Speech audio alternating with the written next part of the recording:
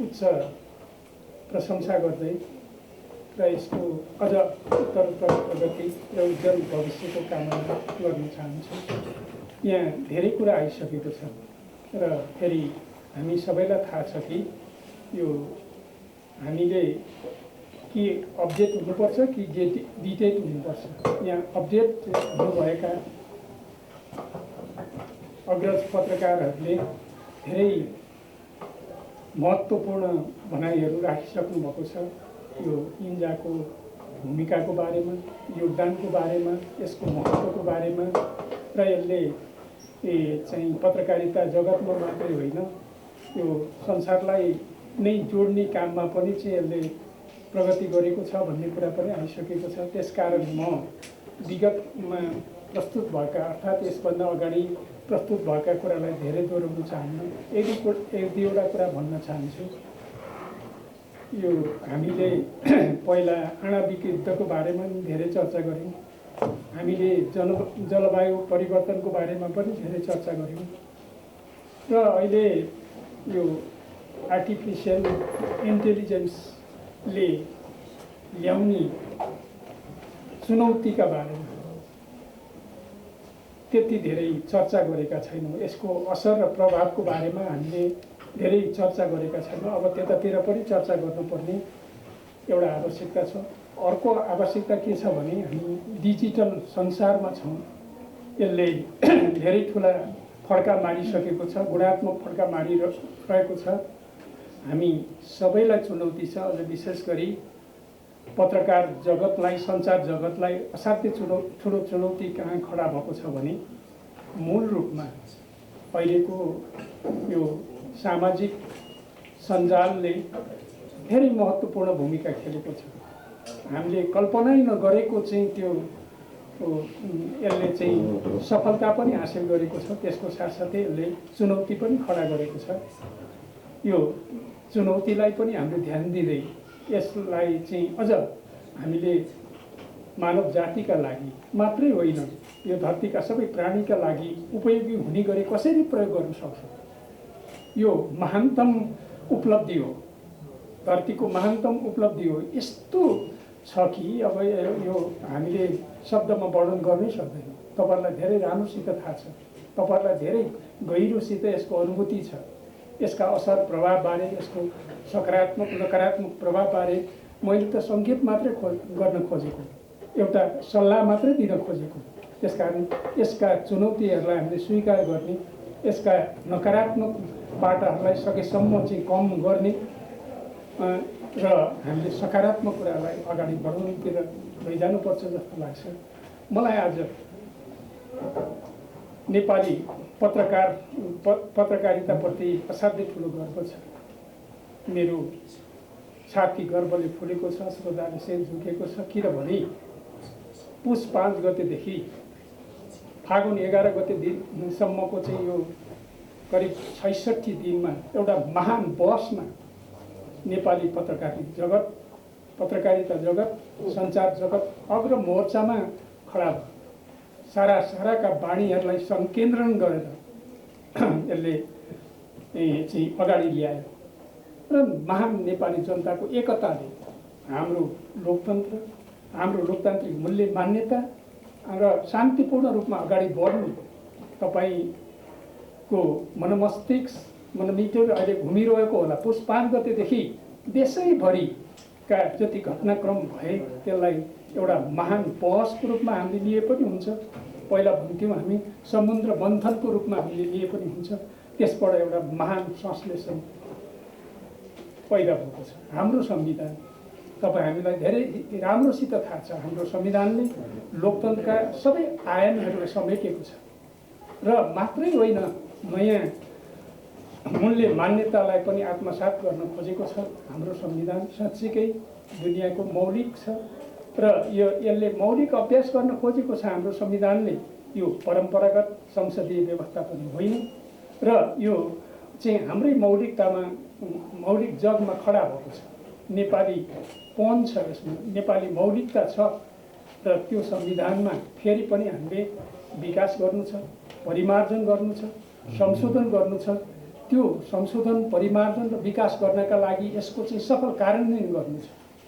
त्यसरी विचार गर्दाखेरि मलाई के लाग्छ भने लोकतन्त्रको विकास विस्तार र सुदृढीकरण म अहिले यतिखेर सङ्घीय संसदको नेतृत्व गरिरहेको छु, प्रतिनिधि सभाको सभामुख छु। मैले एउटा यहाँ पत्रकार मित्रहरूलाई धेरै राम्रोसित थाहा छ, मैले एउटा सूत्रवाक्य बनाएको छु। संसदलाई म जीवन्त र जनमुखी बनाउनका लागि मेरो बुद्धि विवेक योग्यता क्षमता सम्पूर्ण रूपले लागू गर्नेछु भनेर मैले त्यसलाई सूत्रवाक्य बनाएको छु। पहिला मैले सुरुमा मैले जब शपथ ग्रहण गरेर चाहिँ कार्यभार सम्हाल्दै अगाडि बढ्दैखेरि मैले चाहिँ यो सङ्घीय संसदलाई जीवन्त बनाउने कुरा गरेँ। तर मलाई के लाग्यो त भन्दाखेरि जीवन्त मात्रै होइन, जनमुखी बनाउनुपर्छ। मैले व्यवस्थित ढङ्गले चाहिँ संसद सञ्चालन गर्नका लागि भूमिका खेलेँ, त्यहाँ छलफलको राम्रो वातावरण बनाएँ। त्यति मात्रैले त पुग्दैन, राम्रो छलफल गरेर मात्रै त पुग्दैन, त्यो चाहिँ जीवन्त भएर त पुग्दैन, त्यहाँ जनमुखी पनि हुनुपर्छ। यसरी हेर्दाखेरि संसदको काम भनेको जनमुखी कानुन निर्माण गर्ने कुरा हो र ती कानुन पनि गुणात्मक खालका चाहिँ निर्माण गर्ने कुरा हो। त्यसका साथसाथै त्यो आफूले बनाएका कानुनहरू कति कार्यान्वयन भए कति कार्यान्वयन भएनन् र त्यो कानुन अनुसार चाहिँ विभिन्न खालका चाहिँ योजना परियोजनाहरू के भइरहेका छन् यी सबको अनुगमन निगरानी गर्ने कुरा पनि छ। म त्यतातिर धेरै जान खोजेको होइन, मैले सङ्केत मात्रै गर्न खोजेको कुरा के हो भनेदेखि यो अहिले जुन हाम्रो संसद छ यसले चाहिँ लोकतन्त्रको चाहिँ विकास विस्तार र सुदृढीकरणका लागि निकै महत्त्वपूर्ण भूमिका पर्छ भन्ने मलाई लाग्छ। अनि त्यस्तै गरी अहिले वास्तवमा भन्ने भने म धेरै व्याख्या त गर्न चाहन्न, सुशासनको क्षेत्रमा सबैभन्दा महत्त्वपूर्ण कुरा मलाई के लाग्यो त भन्दाखेरि विधि विधान नीति निर्माण कानुनको बारेमा म कानुनको विद्यार्थी त होइन। अहिले मलाई जब कानुनको अलिकति सूक्ष्म अध्ययन गर्नुपर्ने जिम्मेवारी आइलाग्यो, मलाई के लाग्यो त भन्दाखेरि कानुन निर्माणदेखि लिएर कानुनमा हुने चाहिँ ती क्षेत्रहरू र कानुनको चाहिँ शुद्धता पवित्रता कानुनको गुणस्तरले चाहिँ सुशासन कायम गर्नका लागि सबभन्दा बढी भूमिका खेल्छ। तपाईँ हामीलाई थाहा छ खेल्ने रहेछ, तपाईँ हामीलाई थाहा छ त्यहाँ चाहिँ त्यो क्षेत्रभित्र पसेर त्यो धेरै ठुला कुरा हुँदा छन्। हामी सबैलाई थाहा छ एउटा कमा हुँदा र नहुँदा र वाको उसमा कति ठुला कुराहरू भइराखेका हुँदा छन्। त्यसरी चाहिँ कति ठुला अत्याचारहरू भइरहेका छन्। त्यसकारण मलाई के विश्वास छ त भन्दाखेरि तपाईँ पत्रकार मित्रहरूले मेरो त्यो सूत्रवाक्यमा सङ्घीय संसदलाई जीवन्त र जनमुखी बनाउने सूत्रवाक्यमा साथ दिनुभएको छ। मलाई खुसी के छ भने मलाई मिडियामा अलिकति बढी चाहिँ आउनका लागि मिडियामा चाहिँ अलिकति छलफलको वातावरण बनाउनका लागि सबै पत्रकार मित्रहरूले भनिराख्नु भएको छ। त्यो कुरालाई मैले धेरै सम्मान गरेको छु। त्यो कुरालाई के लाग्छ त भन्दाखेरि मैले त्यो समय दिन नसके पनि वातावरण नबनाए पनि त्यो मेरो भूमिकालाई तपाईँहरूले जुन बुझ्नुभएको छ र सहयोग गर्नुभएको छ म त्यसप्रति गौरव गर्छु। र फेरि मैले अहिले यो नयाँ जिम्मेवारी पुरा गर्दै गर्दाखेरि हुन त 64 सालदेखि नै चाहिँ म संविधान सभा त्यस्तै गरी चाहिँ परिवर्तित व्यवस्थापिका संसद हुँदै यहाँ आइपुगेको छु। तर पनि चाहिँ त्यो जिम्मेवारी सम्हाल्ने भनेको अर्कै कुरा हुँदो रहेछ। त्यसकारण म के ठान्दछु त भन्दाखेरि म अहिले जहाँ छु त्यहाँ चाहिँ मैले गर्ने व्यवहारहरू मैले गर्ने मेरा आचरणहरू वास्तवमा म के ठान्दछु भने हामी जो सबभन्दा माथि छौँ, इतिहासले हामीलाई चाहिँ अलि महत्त्वपूर्ण जिम्मेदारी दिएको छ। सबभन्दा अनुशासित हामी नै हुनुपर्छ, सबभन्दा बढी नियम कानुनको पालना हामीले नै गर्नुपर्छ। र म ठान्दछु, म धेरै लामो गर्दिनँ, अन्तिममा म यसो भन्न चाहन्छु आत्मानुशासन नै महान कुरा हो। यदि हामी आत्मानुशासनको मर्म त्यसको गहिराई त्यसको उचाइ बोध गर्छौँ भने हामी कसैबाट शासित हुनु पर्दैन। हामी आफैबाट चाहिँ निर्देशित भइरहेका हुन्छौँ। हाम्रो चेतना र विवेकले हामीलाई चाहिँ के गरिरहेको हुन्छ त भन्दाखेरि दिशानिर्देश गरिरहेको हुन्छ। हामी जे गर्छौँ मलाई के लाग्छ भने स्वतन्त्रताको त्यो उच्चतम अभिव्यक्ति भनेको चाहिँ के हो भने हामी हाम्रो ब्रह्मले देखेका कुरा, हाम्रो हृदयको आवाजलाई र हाम्रो चेतनाले जे निर्देशित गर्छ त्यही गऱ्यौँ भने सायद जीवन सार्थकता हुन्छ होला। यो कार्यक्रममा मैले जति कुराहरू सुने, विषयको प्रस्तुति छोटो समयमा असाध्य प्रभावकारी प्रस्तुति प्राय सबैमा त्यो देखेँ र यसले चाहिँ फेरि मलाई चाहिँ खुसी लागेको छ। हाम्रो पत्रकारिता जगत पल प्रतिपल, क्षण प्रतिक्षण, दिन प्रतिदिन चाहिँ विकासमै छ, अगाडि बढिरहेको छ। मलाई सोध्नुहुन्छ भने चुनौती र अवसर कता बढी छ भनेर सोध्नुहुन्छ भने यसमा अवसरै बढी छ। र अन्तिममा मैले पत्रकारिताको कुरा गर्दै गर्दा सधैँभरि मेरो दिल दिमागमा आउने व्यक्तित्व भनेको जोन लेक। अमेरिकामा जन्मेर रसियन क्रान्तिमा उहाँको अगाडि कन्सर्टमा चाहिँ पेस्तोल आइपर्दाखेरि त्यो व्यक्तित्व कस्तो होला, उहाँको चाहिँ त्यो चाहिँ महान व्यक्तित्वले चाहिँ त्यो कन्सर्टको आइपुगेको पेस्तोललाई पनि चाहिँ फिर्ता गर्न सकेको थियो। त्यसकारण अहिले पनि तपाईँ बेलुका गएर चाहिँ संसारलाई हल्लाइदिने ती 10 दिन पढ्नुभयो भने अहिले रसियन क्रान्तिमा म भाग लिइरहेको छु कि जस्तो लाग्छ। कति जीवन्तता, कति त्यो त्यो चाहिँ उल्लेख गर्न सकेको होला। 75 वर्ष भइसक्यो अक्टोबर क्रान्ति सम्पन्न भएको। त्यसकारण यस्ता महान प्रेरणास्पद कुराहरूलाई हामीले आत्मसात गर्दै अगाडि जाने हो। जे होस् गर्व गर्न लायक छ। नेपालको पत्रकारिता जगत अगाडि बढोस्, बढिरहोस्। इन्जाको पनि उत्तरोत्तर प्रगति र उज्जवल भविष्यको कामना गर्दै यहाँहरू जो शान्तपूर्वक बस्नुभयो कार्यक्रमको अन्तसम्म, धेरै जरुरी पर्ने मित्रहरू जानुभयो र तपाईँहरूको समय धेरै नलिकन फेरि पनि अब तपाईँहरूसित भेटघाट गर्ने अलिकति पत्रकार मित्रहरूको अपेक्षा थियो। त्यो छलफलको वातावरण बनाउने प्रतिबद्धता व्यक्त गर्दै फेरि अन्तिममा यो कार्यक्रम यस रूपमा सम्पूर्ण पार्नुभएकोमा, सफल पार्नुभएकोमा बधाई दिन चाहन्छु र सबैलाई धन्यवाद दिन चाहन्छु र मेरो भनाइलाई यही अन्त गर्न चाहन्छु। धन्यवाद। तपाईहरुले देखिसक्नु भएको छ 2075 सालदेखि यताका क्रियाकलापहरू। तपाईहरुमध्ये कतिपयलाई जानकारी छ, कतिपयलाई छैन। 2071 सालको साउन महिनामा पूर्व एमालेको 9 महाधिवेशन भएको थियो। केपी ओलीजी त्यसको अध्यक्ष हुन पुग्नुभयो। अनेक तरिकाहरू अपनाएर जायज नाजायज जाल झेल षड्यन्त्रहरू गरेर कसै गरी अध्यक्ष हुनुभयो। अध्यक्ष भइसकेपछि 4 वर्षसम्म 2071 सालको अषाढ साउनमा महाधिवेशन सम्पन्न भयो।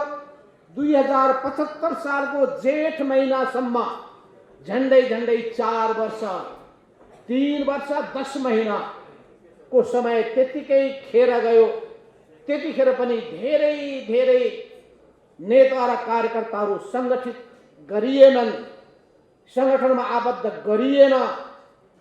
धेरै संगठनहरू त्यतिकै शिथिल भएर गए। त्यसका बैठकहरू बसेनन्, कुनै छलफल हुने गर्दैनथ्यो अनि बैठकहरू पनि पार्टीको कार्यालयमा हुने गर्दैनथ्यो, निजी निवासमा हुने गर्दथ्यो। यो सबै चीजबाट तपाईं अनुमान गर्न सक्नुहुन्छ केपी ओली कम्युनिस्ट आन्दोलनलाई सशक्त बनाउनका लागि अगाडि बढ्नु भएको हो कि कम्युनिस्ट आन्दोलनलाई वास्तवमा शिथिलीकरणको बाटो हुँदै विसर्जनको दिशातर्फ लान खोज्नु भएको। म तपाईं प्रत्येकले भन्न चाहन्छु, यो दिमागमा ध्यान राख्नुहोला, हेक्का राख्नुहोला। शङ्का लाग्दछ उहाँका सम्पूर्ण गतिविधि हेर्दाखेरि उहाँमा कम्युनिस्ट विचारप्रतिको निष्ठा र आस्था पाइँदैन। उहाँमा सर्वहारा वर्गीय दृष्टिकोण देखिँदैन। उहाँमा विश्लेषणात्मक खुबी र चरित्र पाइँदैन। उहाँ सही र गलतको विश्लेषण गर्नुहुन्न, सहीको पक्षमा सत्यको पक्षमा उभिनुहुन्न, उहाँ असत्य र गलत कुराको पक्ष पोषण गर्नुहुन्छ। समग्रतामा उहाँ आफूलाई केन्द्रबिन्दुमा राख्न चाहनुहुन्छ। हामी अहिलेसम्म राष्ट्रलाई केन्द्रबिन्दुमा राख्ने गर्दथ्यौँ, जनतालाई केन्द्रबिन्दुमा राख्ने गर्दथ्यौँ, कम्युनिस्ट आन्दोलनलाई केन्द्रबिन्दुमा राख्ने गर्दथ्यौँ, परिवर्तनलाई केन्द्रबिन्दुमा राख्ने गर्दथ्यौँ। अहिले पनि हामी त्यही दिशामा अघि बढ्न चाहन्छौँ। तर केपी ओलीजी राष्ट्र, जनता, कम्युनिस्ट आन्दोलन र परिवर्तनलाई केन्द्रबिन्दुमा होइन, आफूलाई केन्द्रबिन्दुमा राख्ने अर्थात् उहाँमा व्यक्तिवाद रह्यो। त्यही व्यक्तिवादको कारणले उहाँले गुट जन्माउनु भयो र उहाँमा गुटवादी प्रवृत्तिहरू हावी भएर गए। उहाँको यो व्यक्तिवाद र उहाँको यो गुटवादको प्रभाव सिङ्गो पार्टीमा पर्यो, सिङ्गो आन्दोलनमा पर्यो अनि आन्दोलनमा जोडिएका कतिपय कार्यकर्ताहरू त्यही गलत प्रवृत्तिको शिकार हुन पुगे। यिनै प्रवृत्तिबाट त्यस्तै संस्कारहरू हुर्केर गए, त्यस्तै प्रवृत्तिहरू फस्टाएर गए, त्यस्तै प्रवृत्तिहरू उहाँका आशे पासेहरूले अवलम्बन गर्न पुगे। अनि तपाईँ सुन्नुहुन्छ साइबर सेना। त्यो त्यतिकै यो शब्द आएको होइन, आफैले सृजना गरेको साइबर सेना। र त्यो साइबर सेनाको म कमान्डर इन चिफ भनेर लेखेको पनि तपाईँ बुद्धिजीवी पेसाकर्मी साथीहरूलाई थाहा छ। पेसाकर्मी भित्रकै मान्छेले लेखेको हुनुपर्दछ, खोज्नु होला है, पत्ता लगाउनु होला। भनेपछि कस्ता कस्ता मान्छे जन्माइन्, कस्ता मान्छेलाई हुर्काउन पुगियो, यो हामीले आफै भित्र पनि समीक्षा गर्नुपर्ने भयो। त्यस हुनाले व्यक्तिको हामीले ठिक ढङ्गले मूल्याङ्कन गर्नु पर्दो रहेछ, एक एक कुराको लेखा राख्नु पर्दो रहेछ। ठिक बाटोमा लिएर जानका लागि समयदेखि नै विचार पुर्याउनु पर्ने रहेछ भन्ने कुराको सन्दर्भमा हामीले आफूभित्र पनि आत्मसमीक्षा गर्नुपर्ने भएको छ। यो सिर्फ केपी ओलीलाई मात्रै दोष दिएर हामी पनि उम्किन सक्दैन। हामीले पनि कहाँ त्रुटि गऱ्यौँ, कहाँ कमजोरी गऱ्यौँ, कतिखेर हामीले अडान लिन सक्यौँ, कतिपय समयमा हामी भ्रममा पर्न गयौँ। त्यसको भ्रमबाट अझै पनि केही साथीहरू मुक्त हुन सक्नु भएको छैन। यो भ्रमबाट नै मुक्त नभएको हुनाले केही साथीहरू अझै पनि कोसिस गर्दै हुनुहुन्छ केपी ओलीजीलाई रूपान्तरण गर्नका लागि कोसिस गर्दै हुनुहुन्छ। र मैले पटक पटक भन्ने गरेको छु, यो बालुवा पेलेर तेल निस्किनेवाला छैन, उहाँ सुध्रिनेवाला होइन। र यसको अर्थ के होइन भन्दाखेरि उहाँको साथमा लागेका मानिसहरूलाई हामीले बेवास्ता गर्ने, किनभने हामीलाई आन्दोलनलाई सशक्त बनाउनु छ। आन्दोलनलाई सशक्त बनाउनका लागि सङ्गठनलाई सुदृढ बनाउनु पर्ने छ। सङ्गठनलाई सुदृढ बनाउनका लागि राम्रा असल मानिसहरू खोजिकन उनीहरूमा रहेका भ्रमहरूबाट उनीहरूलाई मुक्त गरिकन हामीले आन्दोलनमा समेट्नु पर्ने आवश्यकता छ। त्यो हृदयको विशालताका साथ हामी अगाडि बढ्नेछौँ। आज तपाईँहरू जुन हिसाबले यो सङ्गठनको एकीकरण गर्ने कुरामा अगाडि बढ्नु भएको छ, तपाईँहरूले पहल गर्नुभएको छ, म दुवै पूर्व सङ्गठनका सबै पदाधिकारीलाई धेरै धेरै धन्यवाद पनि दिन चाहन्छु र तपाईँ सबैलाई बधाई पनि दिन चाहन्छु। तपाईँहरू जो अहिले नयाँ कमिटीमा अहिले जिम्मेवारी पाउँदै हुनुहुन्छ, उहाँहरूको नाम वाचन गर्नका लागि पम्फा भूषाल तम तयार भएर बस्नु भएको छ। तर मेरो अर्को कुनै कार्यक्रममा जानुपर्ने 3 बजे पुग्ने कुरालाई मैले अझै पर सारेको छु, कति पर सार्नु। त्यस हुनाले हाम्रो समय जुझ्ने गर्दछ। यस अर्थमा पनि म तपाईँहरूसँग क्षमा पनि माग्न चाहन्छु। मैले सुरुमै आफ्नो कुराहरू राख्न खोजेँ, अझै परिमल खनाल कमरे बोल्नुभन्दा पहिले बोल्न पाए हुन्थ्यो भन्ने पनि लागिरहेको छ। तर उहाँले एउटा महत्त्वपूर्ण वास्तवमा यो एकता घोषणा सम्बन्धी आफ्नो तयार गरिएको दस्तावेज यहाँ पेश गर्नुपर्ने भएको हुनाले स्वाभाविक रूपमा मैले धैर्यताका साथ सुन्नै पनि पर्दछ। यस अर्थमा म यति भन्न चाहन्छु, सबै नाम मैले सुन्न नपाए पनि सुने सरह नै मैले ठानेको छु। तपाईँ सबै आज नयाँ जिम्मेवारीमा आउनुहुने कमरेडहरूलाई म धेरै धेरै बधाई दिन चाहन्छु। तपाईँहरूले यो जिम्मेवारी काँधमा पाउनुहुनेछ। त्यो जिम्मेवारी पाइसकेपछि त्यसलाई बडो सफलताका साथ प्रभावकारी रूपमा निर्वाह गर्नुहुनेछ। कुन कुन क्षेत्रको, कुन कुन भूभागको, कुन कुन दायराको, कुन कुन पेशाको, कुन कुन समुदायको तपाईँले जिम्मेवारी पाउनु भएको छ, तत्त क्षेत्रमा आफ्नो जिम्मेवारीलाई तपाईँले बडो सक्रियताका साथ पुरा गर्नुहुने मैले आशा र अपेक्षा गर्दै तपाईँलाई फेरि पनि बधाई दिन चाहन्छु। उपस्थित साथीहरू, मैले अघि चर्चा गर्दै थिएँ, हामी एउटा ठुलो दुर्घटनातर्फ लम्किँदै थियौँ। केपी शर्मा ओलीजी प्रधानमन्त्रीको जिम्मेवारीमा पुगिसकेपछि उहाँमा मात बढ्दै गयो। पार्टी अध्यक्ष पनि प्रधानमन्त्री पनि यो दुवै ओहदामा पुगिसकेपछि पार्टी सत्ताको पनि दुरुपयोग गर्ने अनि राज्य सत्ताको पनि दुरुपयोग गर्ने प्रवृत्ति उहाँमा हुर्किएर गयो।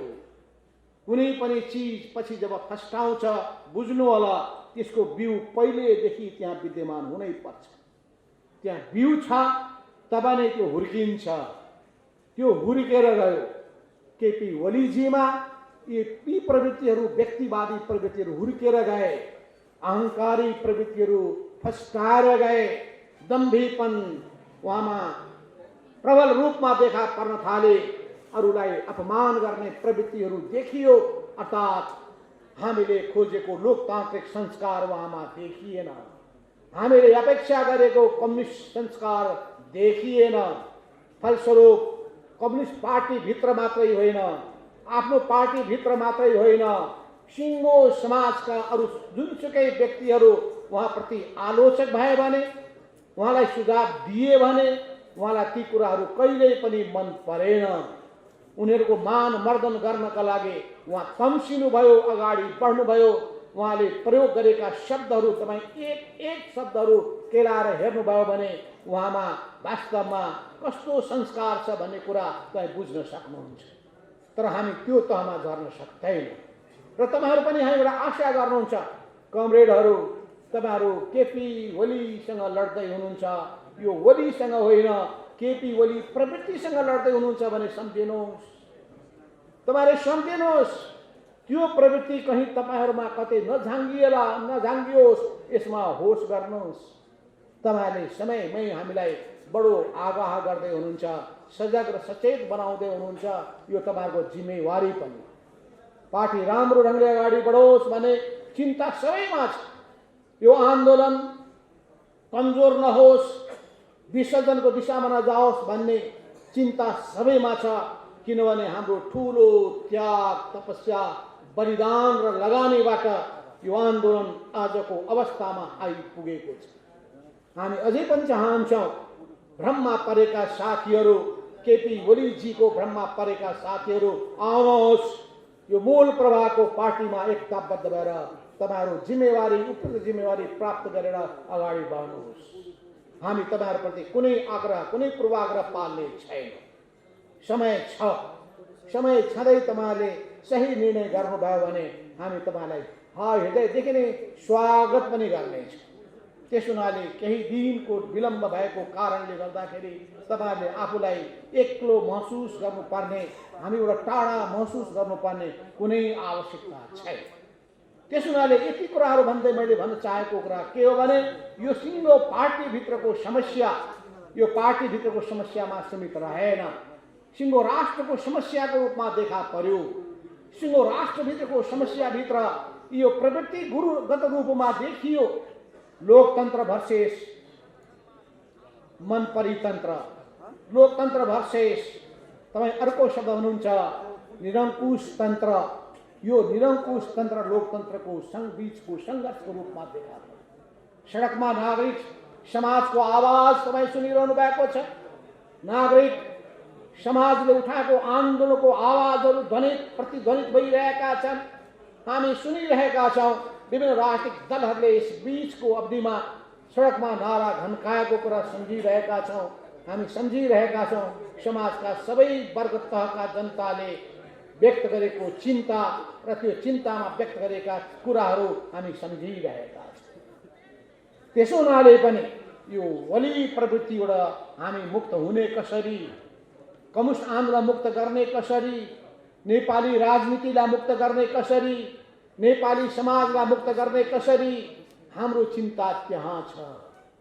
केपी ओली चिन्ताको मात्र विषय होइनन्, केपी ओली प्रवृत्ति अहिले चिन्ताको विषय भएको छ। पहिले पनि यस्तै विभिन्न ठाउँमा देखा परेको हो। हिटलर त्यतिकै जन्मेको होइन, लोकतन्त्रको भर्याङ चढेरै, निर्वाचनको भर्याङ चढेरै हिटलर अगाडि आएका थिए। पछि उनले सिंह मात्र आफ्नो पार्टीभित्र मात्र होइन, समाजवादको नारा दिँदै ब्रह्मा पारिएका जनताको माझमा मात्रै होइन, सिङ्गो युरोप मात्रै होइन, सारा संसारमा नै उनले विग्रह पैदा गरिदिए। लाखौं लाख मान्छेहरू, करोडौं मान्छेहरू मारिए।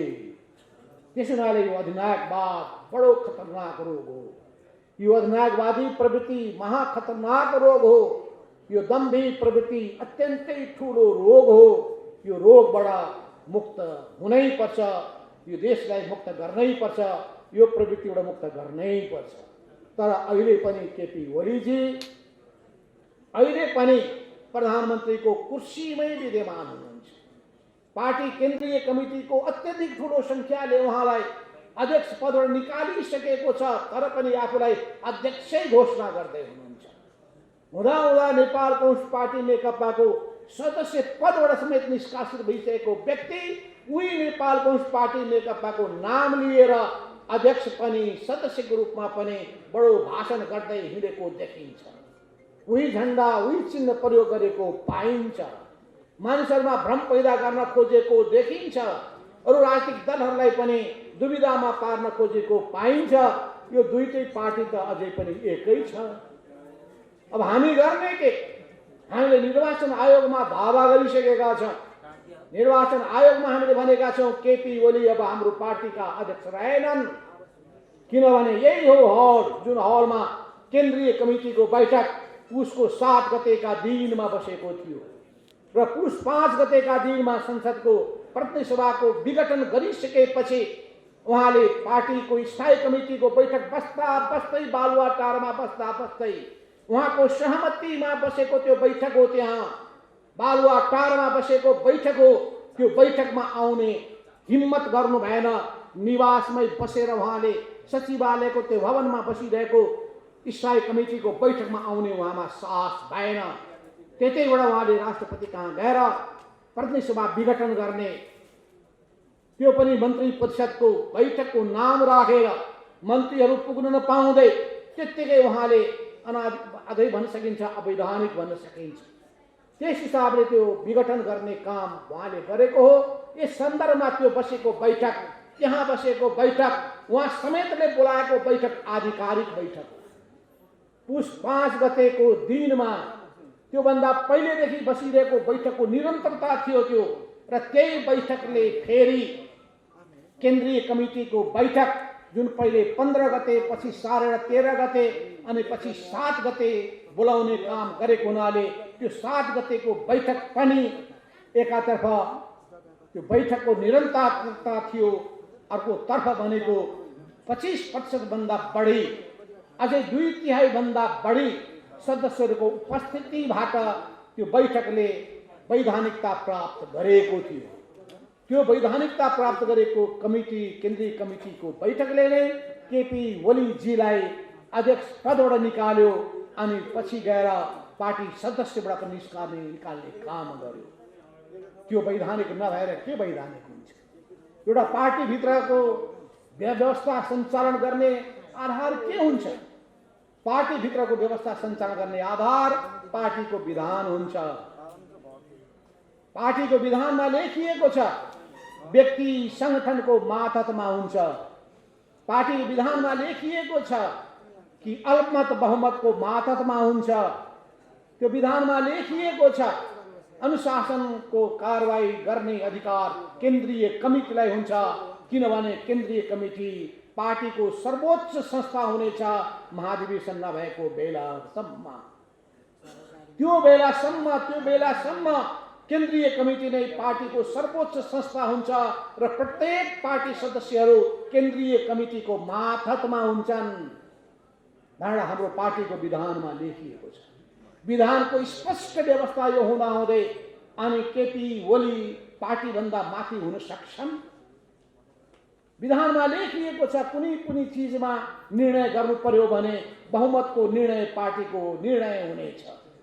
सबै पदाधिकारीहरू पार्टीको मातहतमा हुन्छन्। उनीहरूलाई निर्वाचित गर्ने अधिकार कमिटीको हुन्छ, बर्खास्त गर्ने हटाउने अधिकार कमिटीको हुन्छ। त्यो विधानमा लेखिएको छ। केपी ओलीजी अहिले पनि भाषण गर्नुहुन्छ, म त 9 महादेशमा निर्वाचित भएको अध्यक्ष, अनि मान्छेलाई भ्रम पर्दो रहेछ। त्यसो हुनाले म त सदाबहार अध्यक्ष, सधैँको अध्यक्ष, मलाई कसले हटाउन सक्छ भन्ने गर्नुहुन्छ। तर तपाईँहरूलाई थाहा छ कि त्यतिखेर जुन हामीले पार्टी एकीकरण गरेका थियौँ, एकीकरण गर्दाखेरि एउटा सङ्ख्यामा दुवै पक्षबाट सहमति भयो।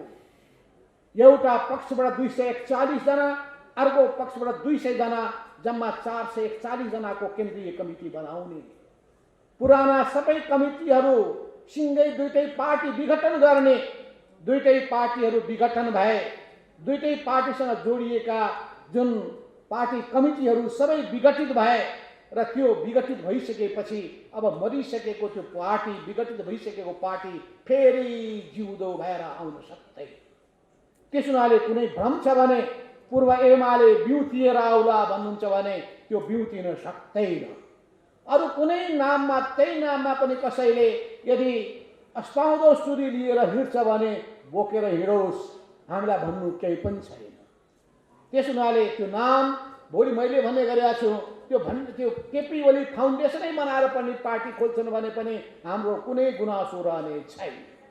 तर यो नाम नेपाल कम्युनिस्ट पार्टी नेकपाको नामको प्रयोग गर्ने कुनै अधिकार, कुनै हक केपी ओली र अरू त्यससँग जोडिएका मान्छेहरूलाई छैन।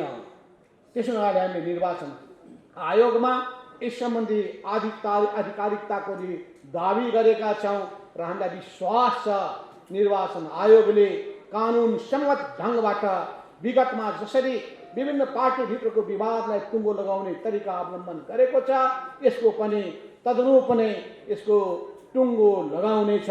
र नेपाल कम्युनिस्ट पार्टी नेकपा, जसको नेतृत्व हामी दुवै अध्यक्षले गरिरहेका छौँ, कमरेड पुष्पकमल दाहाल प्रचण्ड त त्यतिखेर नै कार्यकारी अध्यक्षको रूपमा सबैको सहमतिबाट हुनुभएको हो। केपी शर्मा ओलीलाई हटाइसकेपछि त्यस पदमा कमरेड झलनाथ खनालको प्रस्तावमा केन्द्रीय कमिटीको 2/3 सदस्यहरूको समर्थनबाट म अध्यक्षमा निर्वाचित भएर आएको। यसर्थमा यी दुई अध्यक्षले नेतृत्व गरेको पार्टी नेपाल कम्युनिस्ट पार्टी नेकपा नै आधिकारिक पार्टी हो भन्ने कुरामा कुनै दुविधा छैन। त्यस हुनाले निर्वाचन चिन्ह सूर्य छाप कहाँ पर्छ भन्ने कुरामा कुनै दुविधा पनि छैन। मैले प्रश्न भनिसकेँ, सूर्य चिन्ह कहाँ छ, जहाँ हामी उभिएका छौँ त्यही छ। त्यस हुनाले पनि अरू कसैले कुनै भ्रम पैदा गर्छन् भने भ्रममा नपर्दा हुन्छ। अर्को कुरा मैले भन्न चाहेको छु कि सर्वोच्च अदालत, सम्मानित सर्वोच्च अदालतको फैसला नहुन्जेलसम्म धेरै भ्रमहरू पैदा गरियो। धेरै भ्रम पैदा गरिसकेपछि मानिसहरूको मथिङ्गल नाचियो। के हुने हो भनेर धेरै मान्छेहरू एकदम चकराए, चिन्तित पनि भए। तर सम्मानित सर्वोच्च अदालतबाट जुन फैसला आयो त्यो फैसलाले संविधानलाई जोगायो, संविधानलाई बचायो। झन्डै मृत अवस्थामा पुर्याएको संविधान बिउतिएर आयो र संविधानवादको जित भयो, सत्यको जित भयो, न्यायको जित भयो। समग्रतामा भन्ने हो भने नेपाली जनताको जित भयो, लोकतन्त्रको जित भयो। त्यो फैसला यति प्रष्ट रूपमा आएको छ कि त्यहाँ कुनै दुविधाहरू छैनन्। संविधानको धारा केलाएर व्याख्या गरिएको छ कि संविधानको धारा 85 होस् या 76 होस्, 76 को 7 को व्याख्या होस्, ती 1 को व्याख्या होस्, ती सबै सन्दर्भमा तपाईले अध्ययन गरिसक्नु भएको होला। प्रष्ट व्याख्या आएको छ र यसरी बहुमत प्राप्त भएको प्रधानमन्त्री धारा 1, 2 वा अन्य बमोजिम भएका प्रधानमन्त्री होइन। कुन प्रधानमन्त्रीले विघटन गर्न सक्दछ भन्ने कुरा त्यो अटोमेटिक विघटन बाहेक विघटन गर्न पाउँदैन। त्यस अर्थमा अहिले फेरि म सुन्दैछु, फेरि केपी ओलीले सरकार बन्नै नदिने र आफू बसेर फेरि चुनावतर्फ देश लान्छन् कि भनेर पनि हल्ला चल्न थालेको छ।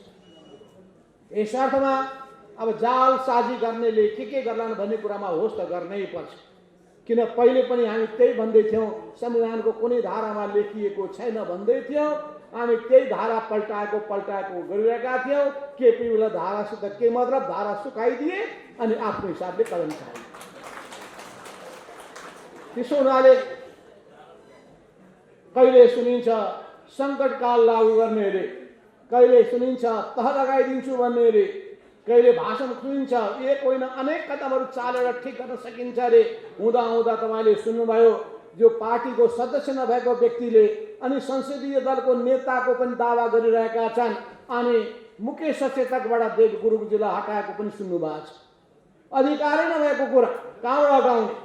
किनभने संसदीय दलको बैठकबाट पुष्पल दाहाल प्रचण्ड लाइने दलको नेता त हामीले चयन गरिसकेका छौँ। अब केपी ओली दलको नेता पनि रहनु भएको छैन। त्यस हुनाले पनि उहाँले आफ्नो हिसाबले उहाँको डायरीमा नोट गरेका नाम जति काटे पनि हुन्छ, हामीलाई भन्नु केही पनि छैन। रिस उठेपछि कलमले केयर कार गरे पनि हुन्छ, त्यो भन्नुपर्ने केही पनि छैन। रिस पोख्नु छ भने त्यहाँ पोखे हुन्छ कोठाभित्र, भन्नुपर्ने केही पनि छैन। तर जहाँसम्म अरू संस्थागत कुरा छ भने ती संस्थागत कुराहरू विधानमा लेखिए बमोजिम मात्रै हुन्छ, नेपालको संविधानमा लेखिए बमोजिम मात्रै हुन्छ। त्यस हुनाले कुनै एक व्यक्तिको सनकको भरमा देश अगाडि जान सक्दैन। यो विधि विधानलाई मान्ने देश बनाउन चाहेका छौँ हामी। विधि विधानलाई मान्नका लागि कानुनको शासनलाई हामीले उच्च महत्त्व दिन चाहेका छौँ हामीले। यस अर्थमा तपाईँले के बुझ्नुपर्छ भने यो लडाईँ दुई व्यक्ति तीन व्यक्ति बीचको पदको लडाईँ होइन। यो लडाईँ भनेको विचारको लडाईँ हो। यो लडाईँ भनेको विधिको लडाईँ हो। यो लडाईँ भनेको नीतिको लडाईँ हो। त्यस हुनाले यो लडाईँ विचारसँग जोडिएको छ, विधिसँग जोडिएको छ, नीतिसँग जोडिएको छ, यी कार्यशैलीसँग जोडिएको छ, कार्यप्रणालीसँग जोडिएको छ, संस्कारसँग पनि जोडिएको छ, तरिकासँग पनि जोडिएको छ। समग्रमा यो देशलाई हामीले लोकतान्त्रिक तरिकाले सञ्चालन गरौँ भन्ने कुरासँग जोडिएको छ र यो लोकतान्त्रिक तरिकाले सञ्चालन गरौँ भन्ने कुरालाई वास्तवमा भन्नुहुन्छ भने त्यतिखेर मदन भण्डारी हुँदाखेरि जनताको बहुदलीय जनवाद त्यो विचार अगाडि सार्दाखेरि उहाँले यिनै लोकतान्त्रिकका मूल्य र मान्यतालाई अगाडि सार्नु भएको थियो र पछिल्लो समयमा पूर्व माओवादीको तर्फबाट 21औं शताब्दीको जनवाद भनेर त्यो विचार अगाडि आइसकेपछि यो दुईटै विचारको हामीले एकीकरण गर्यौं, सम्मिश्रण भयो र त्यसपछि फ्युजन गर्यौं। त्यसपछि समाजवाद उन्मुख जनताको जनवादमा हामीले सहमति गर्यौं।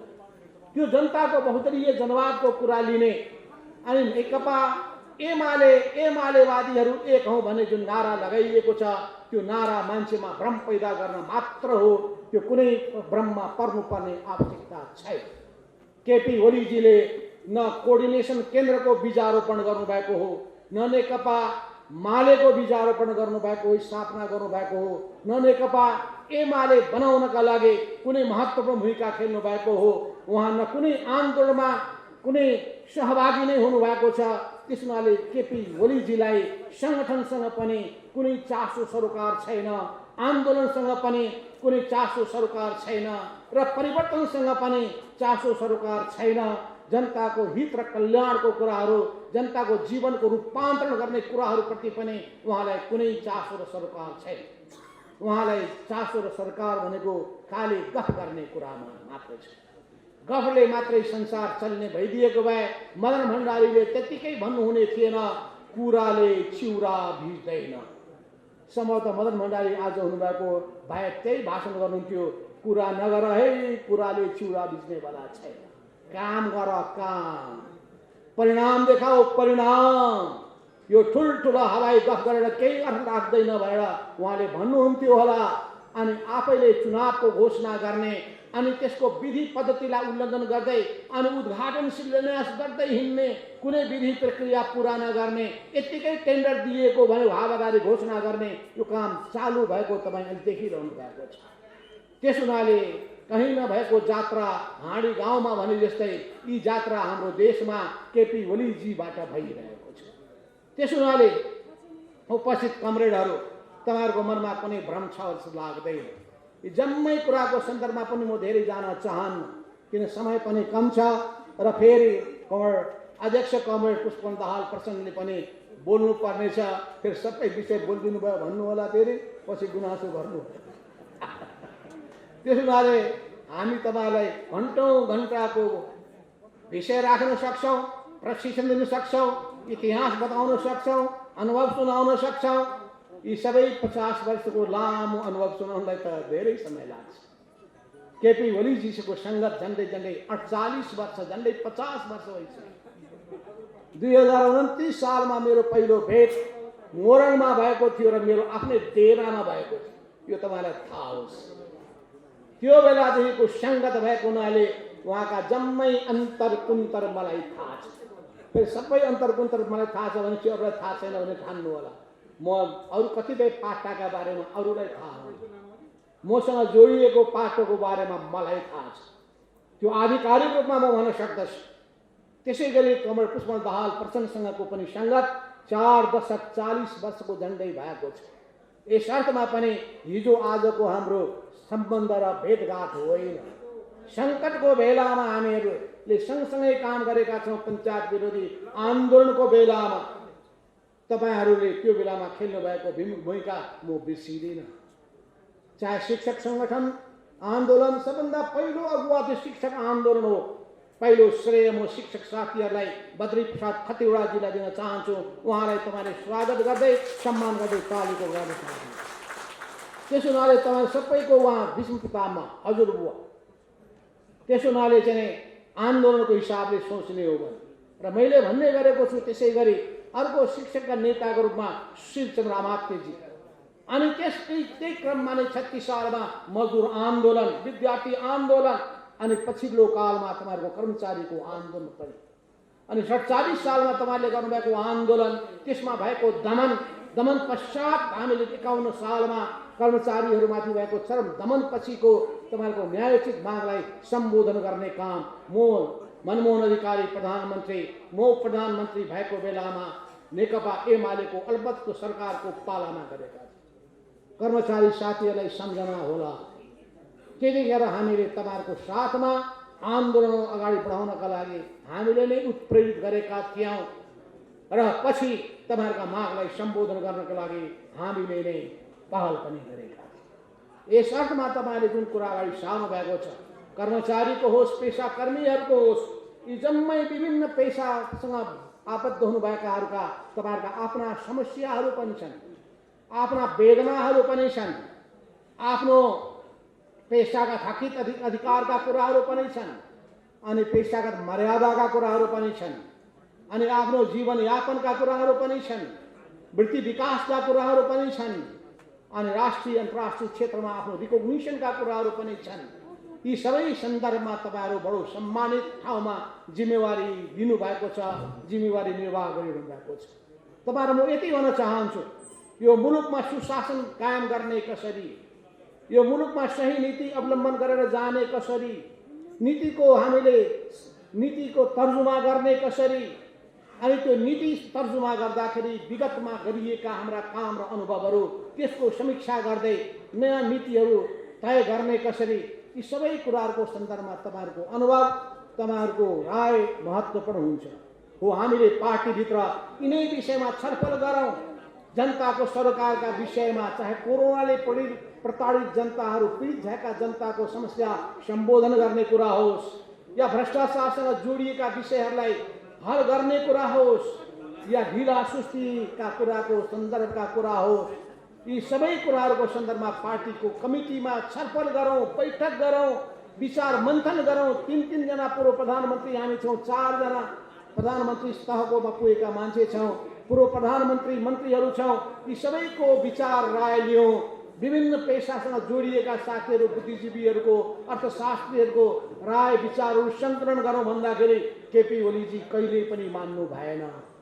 हो, समस्या त्यही विचार मन्थन गर्न चाहने प्रवृत्ति विरुद्धको कुरा हो।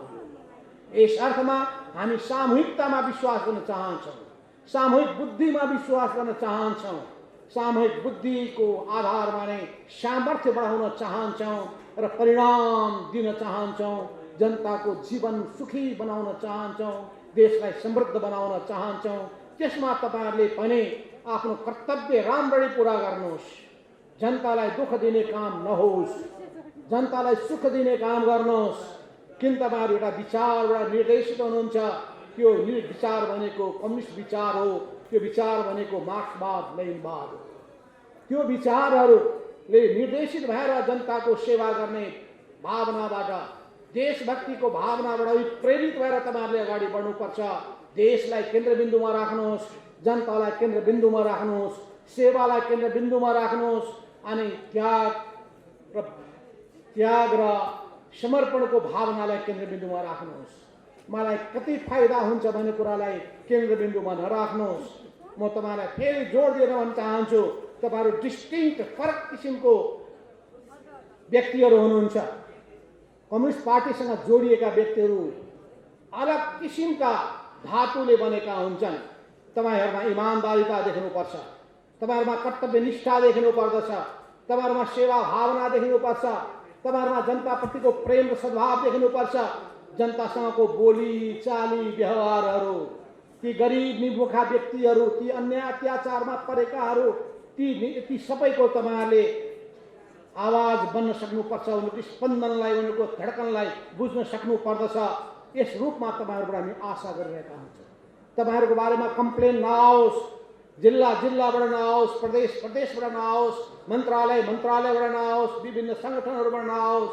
तपाईँहरूको बारेमा राम्रो कुरा सुन्न पाइयोस्, तपाईँहरूले राम्रो गरेकोमा तपाईँलाई सम्मानित गर्न पाइयोस्, तपाईँहरूको नाम चर्चा गर्न पाइयोस्, तपाईँलाई पुरस्कृत गर्न पाइयोस्। अनि त्यो गर्दाखेरि अनि पेसागत महासङ्घ नेपालको अनि नेपाल राष्ट्रिय कर्मचारी सङ्गठनसँग जोडिएका सबै साथीहरू सँगसँगै अहिले तपाईँहरू जुन सङ्गठन बनाउँदै हुनुहुन्छ त्यसको मर्यादा पनि बढ्नेछ, तपाईँको मर्यादा बढ्नेछ, सङ्गठनको मर्यादा बढ्नेछ, पार्टीको मर्यादा बढ्नेछ अनि पार्टीसँग जोडिएका हामी नेताहरूको शिर पनि ठाडो हुनेछ। यस अर्थमा तपाईँहरूले आफ्नो कर्तव्य राम्ररी निर्वाह गर्नुहुने आशा अपेक्षा गर्दै सङ्गठन व्यवस्थित बनाउनुहोस् र आफ्नो आफ्नो समस्यालाई संस्थागत रूपमा अगाडि बढाउने र आफ्नो कर्तव्य पुरा गर्ने काममा जुट्नुहोस्। यिनै भावनाहरू व्यक्त गर्दै म आफ्नो भनाइ यहीँ टुङ्ग्याउँछु। धन्यवाद। लाल सलाम।